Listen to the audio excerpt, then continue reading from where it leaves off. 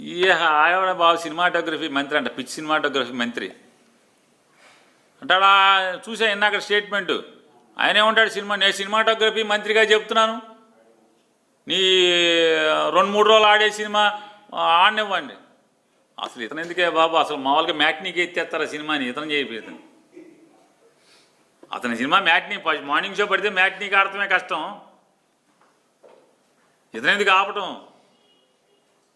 Cinematography మంత్రి వచ్చి ఆపాలండి సినిమాలో. జనమే చూడట్లేదయ్యా బాబు అని చెప్తుంటే, ఇప్పుడు దాకా కొనుక్కున్న వాళ్ళు బికార్లు అయిపోయారు, సినిమాలు కొనుక్కున్న వాళ్ళు బికార్లు అయిపోయారు. ప్రభుత్వానికి జిఎస్టీ కట్టలా ఇంతవరకు ఆ ప్రొడ్యూసర్. ప్రభుత్వం నుంచి అడిగిన ఒక్క అధికారి లేడు. జిఎస్టీ కట్టపోతే ఇంతవరకు ఆ సినిమాకి ప్రభుత్వం నుంచి అడిగిన వాళ్ళు లేడు ఎవడు. వేరే వాడిని అయితే ఊరుకుంటారా అని అడుగుతున్నాను. సినిమాలకు జిఎస్టీ కట్టరు, కొనుక్కున్న వాళ్ళేమో బికార్లు అయిపోయి పాపర్లు అయిపోయిన పరిస్థితి. ఇక్కడ ఆస్ట్రాలజీ